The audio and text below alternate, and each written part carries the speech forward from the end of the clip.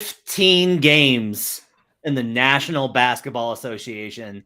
We will break them all down here on Locked On NBA. You are Locked On NBA, your daily NBA podcast. Part of the Locked On Podcast Network, your team every day.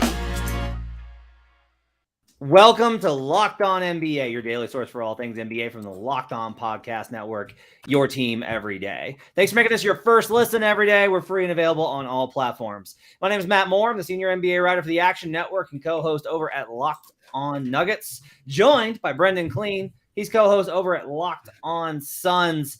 And Brendan, oh boy, you and I have to somehow, in the next 35 to 40 minutes, try and encapsulate 15 games worth of action in the NBA. Are you ready for the big takeaways from a crazy night in the league?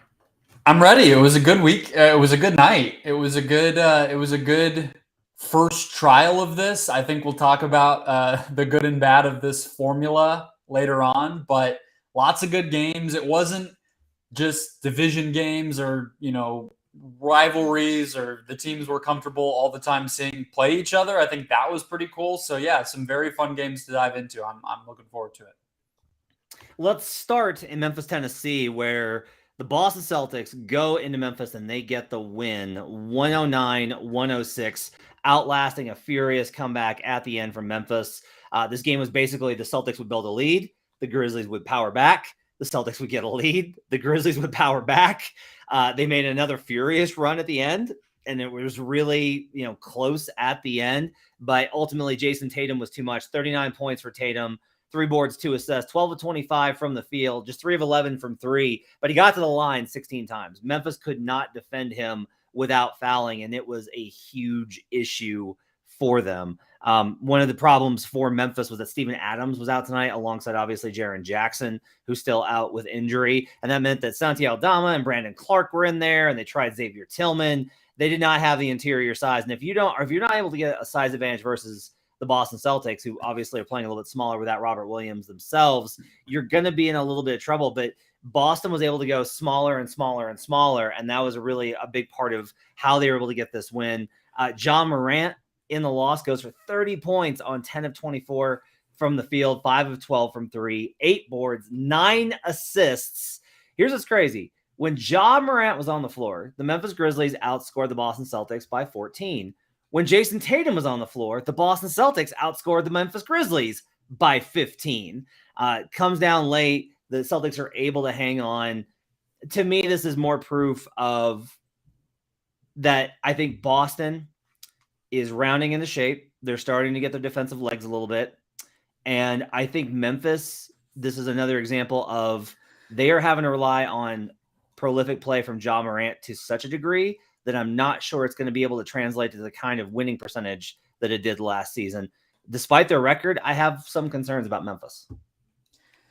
Yeah, you called it. I was going to point to Steven Adams being out, 18 of 24, Boston shot at the basket. The three-point shooting's been the thing for them a lot of nights this year, and 12 of 37 in this one. It didn't even take that for them to win. I wonder from your perspective, because I kind of had my eye on, as we all did, Memphis with their young guys coming in this year, who's even going to be starting, who's actually going to be playing. They made the switch early from John Conchar to Dillon Brooks in that starting lineup.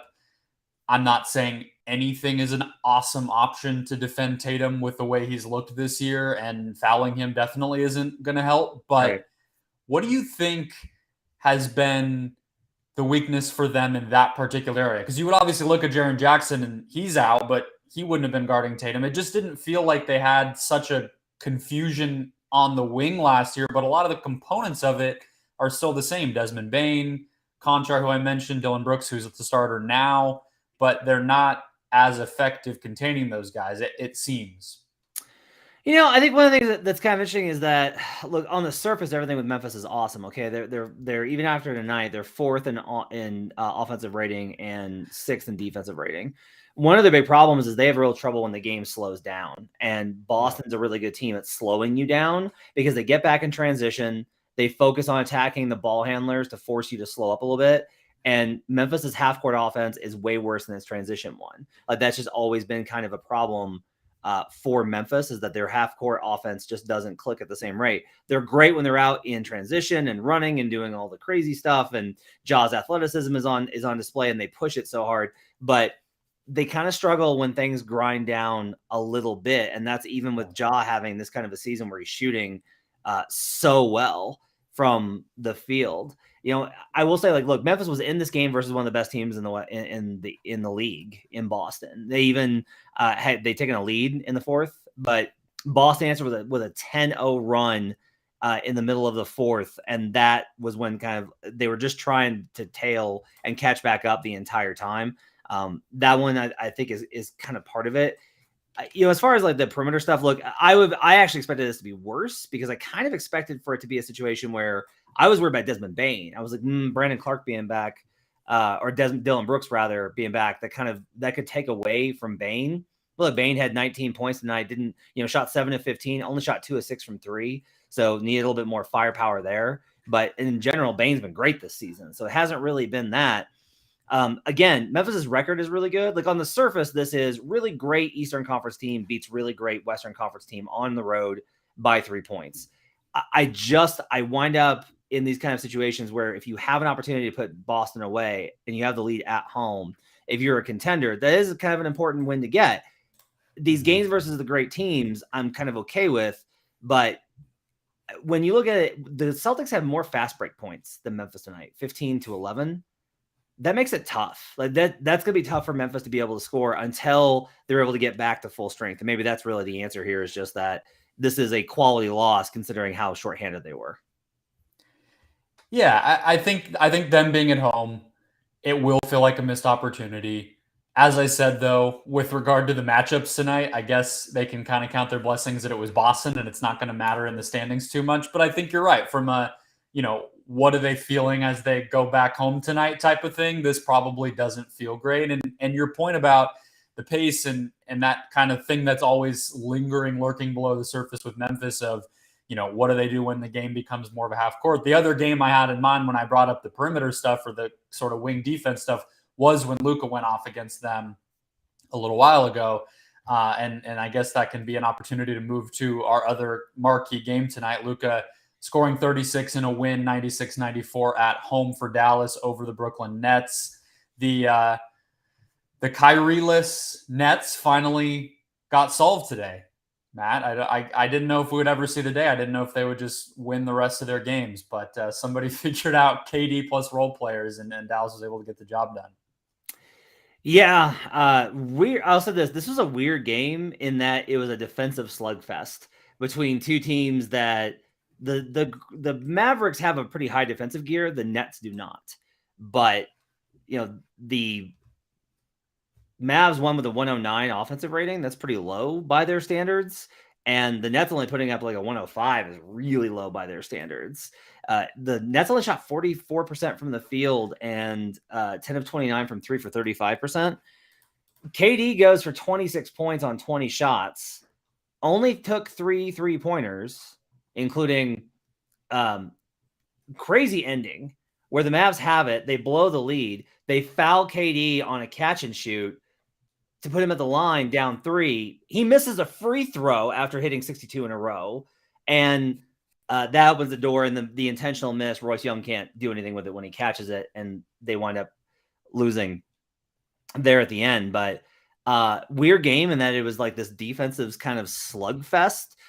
This was a very 90s game where Dallas as a whole, non-Luka Mavericks in this game shot 7 of 19 from 3-point range. Luka was 5 of 9 from 3. The rest of the team was 7 of 19, including 0 of 3 from Reggie Bullock, 0 of 3 for Spencer Dinwiddie, and 0 of 1 for Christian Wood from deep. Like they just didn't have, the Nets did a pretty good job guarding the perimeter by switching a lot, and that caused some problems. But the issue was Luka did Luka things. Like Luka finishes with 36, 6, and 6, 2 steals and a block to go with 5 turnovers. He shoots 50% from the field and 56% from 3. His percentages are absolutely absurd this season. What's really wild, Nick, Brendan, is that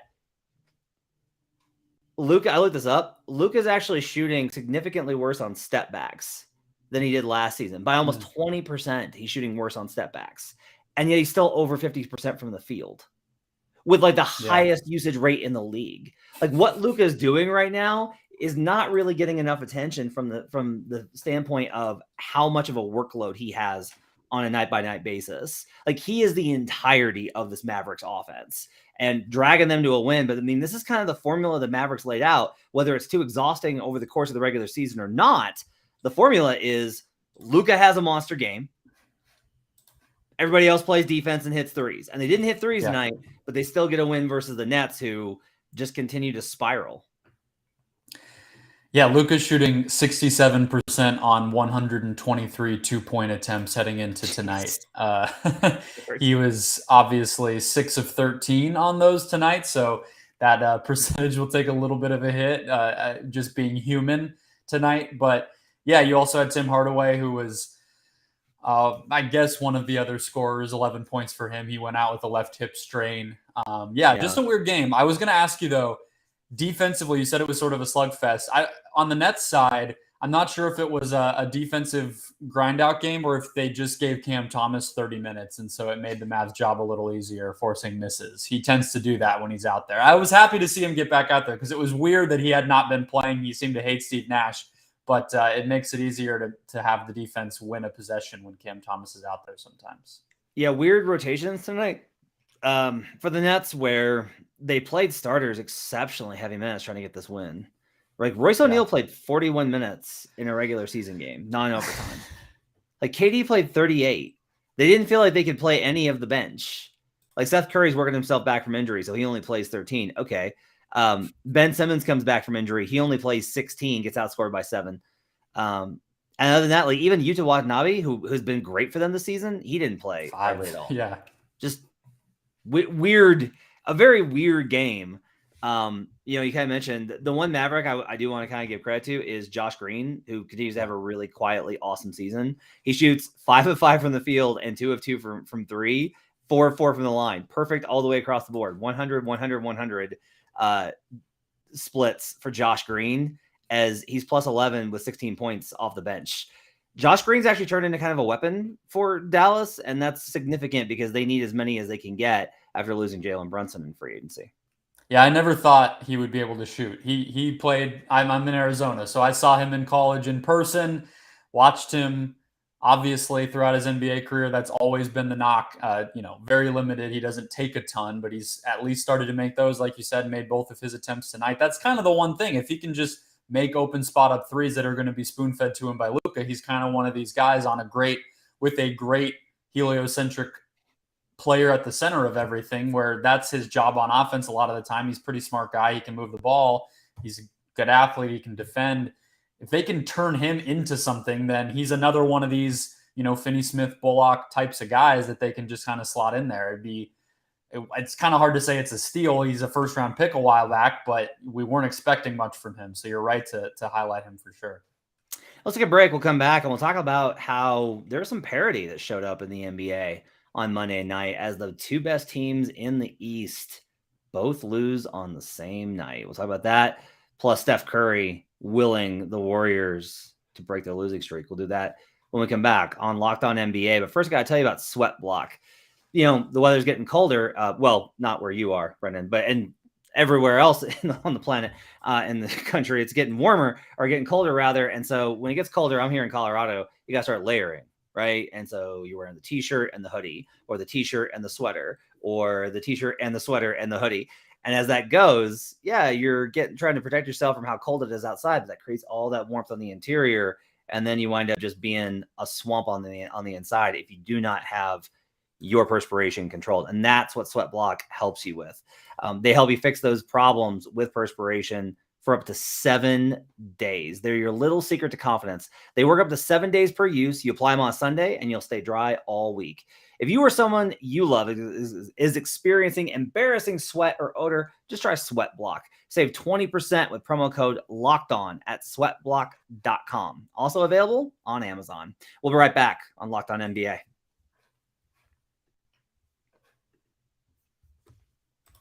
Back here on Locked On NBA, thanks for making us your first listen. Make your second listen Locked On Sports Today. From the games that matter the most to the biggest stories in sports, go beyond the scoreboard and behind the scenes with local experts and insights only Locked On can provide. Locked On Sports Today, available on this app, YouTube, and wherever you get podcasts. Back here with Brendan Clean on Locked On NBA. I'm Matt Moore. Thanks for joining us.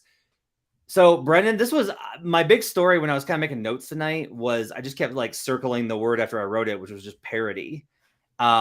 So the Hawks get a monster win at home versus the Bucks, handing Milwaukee their first loss of the season. At the same time, later in the night, the Clippers drop the Cavaliers finally after their big run. The Cavaliers get their second loss of the season as the Clippers get off the snide and go above 500. They're now 6-5 as they win at home, 119-117. And then elsewhere, the Phoenix Suns lose to the Sixers without James Harden, obviously. The Miami Heat lose at home to the Portland Trail Blazers. The Heat now 4-7 on the season. The Bulls take out the Raptors in one of those revenge spots where they played last night. And then the Warriors take 47 points to get past Steph Curry, from 47 points from Steph Curry to get past the Kings by 3. And Kevin Huerter was absolutely fouled on the last play of the game and should have shot free throws. So like a wild night of parity. This is kind of like where I'm at. Now, look, hard to say that there's a lot of parity when Milwaukee and Cleveland have been absolutely just running through everybody. But I do think it's interesting that, look, in the NBA, everybody's going to take these kind of losses. I think it's more interesting for teams like Golden State that's still struggling, has to scrap to get by the Kings. The Heat lose at home. The Suns have been pretty good. I'm going to give them a break about the Sixers loss. They've been good. But it does feel like there hasn't been as much of a stratification of the top teams that we expected. And you could say, well, it's early. We're more than 10% of the way through the season. That's a good way to think of this. We're more than 10% of the way through the season. And really, Milwaukee takes an L tonight. Cleveland takes an L tonight. Those have been two of the best teams. I don't know who else belongs in that top tier. And there's such a jockeying for position. It does seem like every single night, anybody can get a win. It absolutely does. And I think we had talked before we hit record, Utah being in that grouping as well, where, they're in some ways the story of the season so far, just because they got so much attention for how how aggressively they tore down, and now actually winning games. They score 139 points on the Lakers, Markkanen at 23 again, Clarkson at 22 points. So yeah, it's a little bit upside down. You even have Atlanta with the win that they got that you mentioned over Milwaukee, handing them their first loss. They didn't even have Trae Young tonight. So, well, let's hang on. Let's I want to pause there, okay? Not a Trae hater, big Trae Young guy. Absolutely. I love Trae Young. I think Trae Young's underrated. I think Trae Young gets too much grief. So, I had to do an NBA bet stream. Got to do is a better way to say that. I got to do an NBA bet stream on League Pass last Wednesday for Knicks Hawks. And Trae gets hurt in that game with the eye injury. And DeJounte Murray takes over that game and goes absolutely wild. And it is like DeJounte Murray's team. And it's him with Clint Capella and John Collins, and he's getting Hunter involved. And they looked awesome. And DeJounte Murray was like the guy. And so tonight they face this Milwaukee Bucks team. And the Bucks' big weakness is their offense because Chris Middleton's still out. They hold the Bucks to a 96 offensive rating. This is an Atlanta Hawks team that's bottom 10 in defense. Look, I don't like the easy narratives here, Brendan, but I don't know what to do when Trae Young doesn't play and the Hawks have their best defensive game of the season versus the Bucks. Like, it's just too obvious of a narrative for me to ignore. No, I think saying that they had their best defensive game of the season without Trae Young is, I don't think that's too easy. I don't think that's unfair. But I think what I will say is they've had overall strong performances, even with Trae, obviously, in the line. I mean, they're 7-3. Like, I watched the second half of that New Orleans game on Saturday. Trae was, set the internet on fire with one of his passes. He had 34 points in that game, and Murray was still able to get going as a playmaker, and they won. They beat that was the fully healthy version of the Pelicans on the second night of a back-to-back, I think. So take that for what you will. But it's not unfair to point to the defense and say, hey, this is what's possible now that you have DeJounte Murray in that lineup. Aaron Holiday starts in place of Trae Young. He's a pretty decent point of attack defender. He can, create steals and whatnot. So you're not wrong. And Drew Holiday giving 8 turnovers up. Giannis had 5 turnovers. That's a uncharacteristic in some ways and pretty nice to have. But the Hawks it's pretty fascinating the way that they got the job done tonight. 24 points from AJ Griffin, the rookie, Jalen Johnson getting in, Justin Holiday. It was, I guess, a little bit of a night for others to shine, but I definitely did not expect them to beat the reigning, the best, what most people think is the best team in the NBA right now. You're right. It is an indication of parity. I don't know if the other results so much are. I feel like the results kind of still went the right way, even if the teams confused us a little bit. But that one is a eyebrow raiser for sure. The poor Kings. They're not bad. They're just, I promise, I watch this team a lot because I have money on them. And like they're 3-6 on the season. They're really not bad. And they had a really good chance to win this game. And Steph Curry just had one of those nights. 17 and 24 for Steph. 7 of 12 from 3-point range. 8 assists and 0 turnovers on top of that. 8 rebounds, 8 assists, 0 turnovers, 47 points, and a plus 20 in the box score. And it was classic Steph stuff, right? Just rising up off the dribble from way, way deep and canning these threes. And there's nothing that you can really do, especially when they're at home. It's just, you're just going to get downhill on them. The Kings did such a good job for much of that game and had this thing. They didn't have it under control because it's the Kings and it's the Warriors. To me, though, this is like a good reminder of, I still feel like the Warriors get to dictate a lot of what they want to have happen. Like there's just been a lot of burying them early in the season based off of the record and some of these losses and the bench. I kept going back to the fact, I'm like, look, when Steph, Clay, and Dre on the floor, they're plus 12 in net rating. They win those minutes. Like they're choosing to try and figure out the rest of the rotation to get through the regular season. If they had to pull a Toronto Raptors and play their starters every night, 35 to 40 minutes, guess what? The Warriors are going to win a lot of games.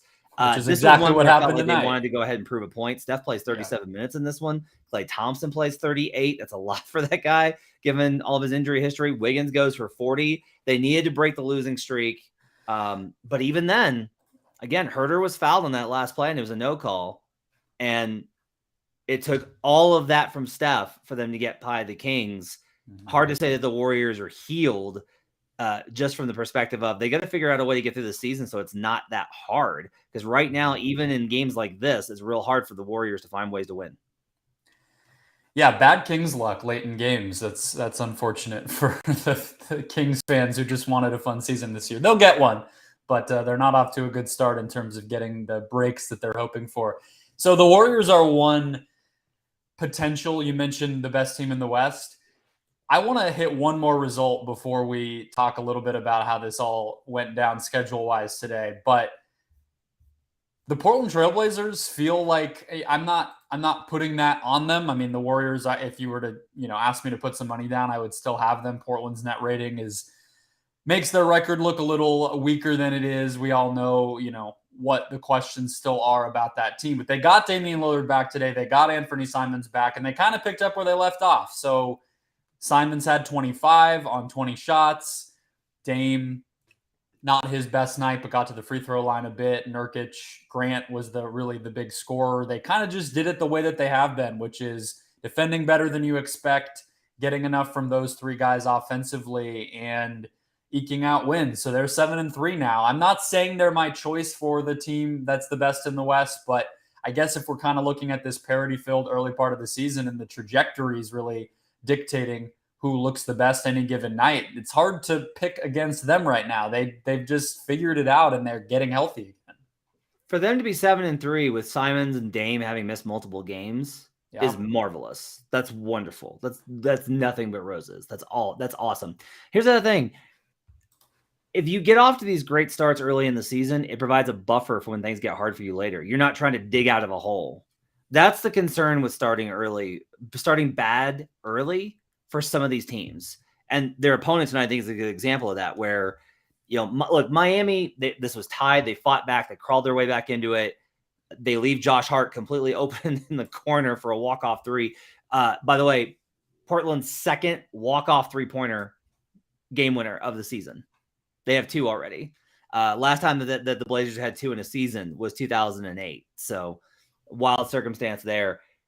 But like Miami's going to be now having to be like crawling their way back the entire season with a roster that doesn't seem all that great. The defense is pretty good, but they don't have enough offense. And trying to crawl back, this is the thing with the Blazers, is getting out to this big lead. You talked about like who the best team in the West is. Well, look, records wise, there's no debate. The best team in the Western Conference is your Utah Jazz at 8-3. That's right. Jazz win again. Jazz again win. Not only do the Jazz win, but they sweep the LA nightlife back to back. They win. They get the win in Los Angeles, then they fly home, and they get the win on the back to back. This time versus the Lakers, who no LeBron tonight. Anthony Davis goes for 29 points. Congratulations. You got outscored by 23 points. Good for you. It's bad. It's the Lakers. We're not going to talk about it. We're going to take a break, but boy, the Lakers are bad. The Jazz are really good. The Jazz are the best team in the Western Conference by hook or by crook right now. And that team has beaten good teams. They've beaten good teams. So nothing but respect for the Jazz, who are making it impossible for Danny Ainge to tank. Let's take a break. We'll come back and we'll talk about what this was like with the NBA playing 15 games on a staggered schedule on Monday night in anticipation of Election Day. We'll talk about that and wrap up some things, as well as I have some thoughts on the maybe the less shiny matchup of the night. We'll get to that when we come back here on Locked On NBA. But first, I want to say about BetOnline. BetOnline is your number one source for sports betting info, stats, news, and analysis. Get the latest odds and trends for every professional and amateur league out there, from football to basketball to soccer and esports. We've got it all at betonline.net. And if you love sports podcasts, you can find those at BetOnline as well. They're always the fastest and easiest way to get your betting fix. Head to the website today or use your mobile device to learn more. BetOnline, where the game starts. We'll be right back on Locked On NBA. Back here on Locked On NBA. Thanks for joining us. Final segment here on Locked On NBA. Back here with Brendan Clean. So, Brendan, you filled in for my co-host David Ramil. Did he tell you that there were 15 games in the association when he asked you to fill in, or were you like, did you find that out? Did he sneak that by you? I'm not going to lie to you. When I agreed to do this, I had completely forgotten. Oh yeah, that's the night before election night. They're doing the packed schedule, all 15. Obviously, that includes the Suns, who I do a podcast about. So it was admittedly a much busier night than I was anticipating, but I think it's fun. And I think that it's something to build on. I liked having the nonstop action. I liked the way that they started sporadically every 15 minutes. It wasn't all at once, because like the WNBA does that on its last day of the season, where they all play at the same time, and other leagues do stuff like that to try to keep the seeding or have not so much gamesmanship. The NFL obviously runs into that with the way that their games are scheduled. I think doing them spread out like that is good. I think having all the games is good overall in theory. It's just for anyone who actually wants to keep up with all the action, it's a bit much. That's my only critique. But I mean, who does that apply to? Like me and you and some other people who are doing podcasts right now? I don't think most fans care. They're just going to tune into whatever's the busy game, the exciting game, the coolest game, the highest scoring player, whatever they want to do, whatever their team is, whatever they're excited about, they'll tune in for. And I think it kind of gives them that. So I think the NBA is going to keep doing this for sure. So I think part of this is, if you notice, like every single game has lots and lots and lots of programming around election day. And the goal is to generate conversation. Oh, there's 15 games in the NBA tonight. Why is there 15 games in the NBA? Oh, because they're not playing tomorrow. Why aren't they playing tomorrow? Because it's election day and everyone needs to vote, right? So like that's the mechanism there to try and like drive awareness. Is like it's a use of, hey, we're taking tomorrow off. And in some ways, it's kind of it's trying to act as an example for the belief that election day should be a holiday, which, like, you know, you can have your own feelings about any which way. I don't know if that's a divisive issue, but you can have your feeling on it. The staggered start times were, I think, the best part of it, where the only thing I might have changed was instead of doing, because a lot of people were complaining about, like, especially the East Coast teams were mad that they were like Knicks people were very upset with how late the game started. Mavericks people were mad at how late the game started locally, all these type of things. I think you could probably stack them, right? Where you do like 5 and then 30 minutes later, 5 and then 30 minutes later, 5 and then 30 minutes, like, and do it that way.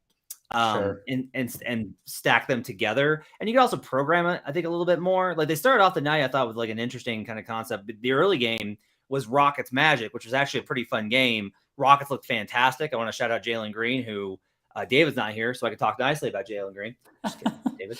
But Jalen Green was awesome. The Magic decided to play drop against him because that's been how teams have approached guarding them effectively. And Green absolutely just smashed him. So shout out to Jalen Green as the Rockets got a win versus the Magic. Paolo Banchero, though, just beast, complete beast.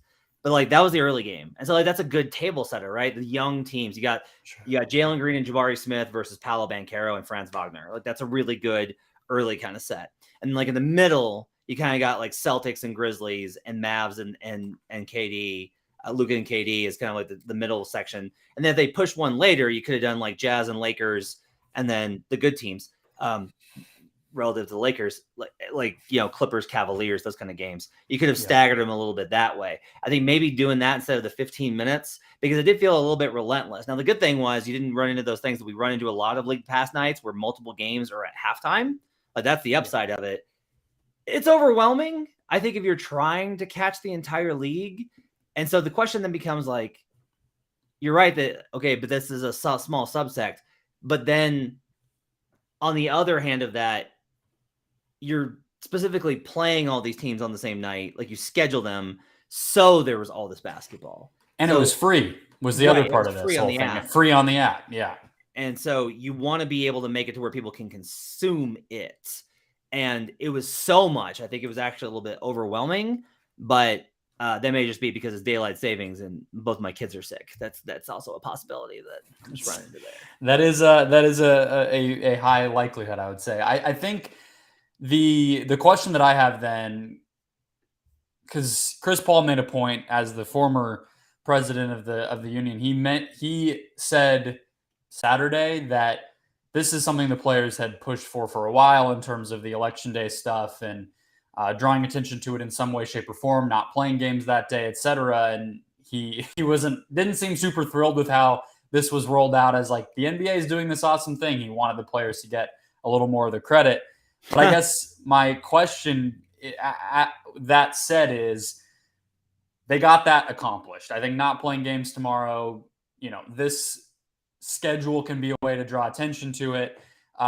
Do you think this is something they would do on a different day? Because the WNBA, like I said, they've adopted this sort of mold for their final day of their schedule. That could be fun. It's a shorter schedule for the W, so that game tends to be really important, whereas game 82 a lot of the time is not. I don't know what other day they would do something like this. They don't want every team playing on Christmas, maybe Martin Luther King Day. I don't know, but I doubt they would just have it be this election day thing if they feel like it works, if people like it, if they get good numbers on who took advantage of the free app watching and all that. It seems like they would want to scale it. I don't know where you think it goes, though. I think instead of looking at it from the idea of every team playing, I think a better thing to do is give people an entire day of basketball. Yeah. Right. And that's hard to do with the election. Like, you can't do that on Monday when people are at work. But what people really like is, there's basketball all day. That's what makes the first round of the playoffs, that first weekend, so amazing. Yeah. Is it's the quadruple header both days, right? Even the bubble. People love that about the bubble. Mm-hmm. Like, and so I think you need to find opportunities there. Like, honestly, part of what I think it's tough, though, because the NFL is already encroaching on Christmas and college football owns New Year's. Yeah. And so finding these opportunities to have it, but that to me is one of if you're going to try and embrace the idea of like, there's so much action versus this is like a political cause, which I think is however you feel about it. Like, that's the decision-making behind it. if you're focusing on there's so much action, I do think you need to do this on a weekend. Wait till football. Like, honestly, a good idea would be do it the weekend after the Super Bowl. That's what I would do, is like pick the weekend after the Super Bowl. And instead of having 15 games, have 7 games per day, Saturday and Sunday, but stagger them throughout the day. So there's an entire day of basketball on both days. That might be kind of an idea to have, because I don't know that, again, I don't know that this was poorly received, and I don't know that it was awesomely received. It just seemed like, wow, there's a lot of basketball, which there certainly was. Chris Paul going to be okay? Seems that way. He said he would have played if it was the playoffs type of thing. I'll believe it when I see the injury report, because he plays when he's healthy usually, and they lost. So it kind of was a little bit of an emergency scenario, and he did not play. But yeah, 88-100 loss by the Suns to the 76ers, and the Suns are running out of players. So I sure hope that Chris Paul is back on the court.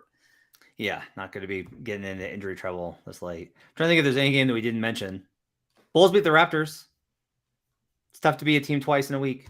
That's my lesson for you. It's tough to be a team twice in a week. Nuggets got that done versus San Antonio. Even that one was close. So, all right, that's going to wrap it up for this recap of the 15-game slate in the NBA on Monday night. My thanks to Brendan for filling in for David. We'll be back next week. You can catch Jake Madison and John Corrales on tomorrow's episode. Always a great show. You got on Thursday, it's Nick Angstad and Pat the Designer. And on Friday, you've got Wes Goldberg and my partner over at Locked On Nuggets, Adam Mares. Make sure to check us out all throughout the week here on Locked On NBA. Thanks for joining us. Have a great week, everybody. Enjoy the day off from games, and we'll see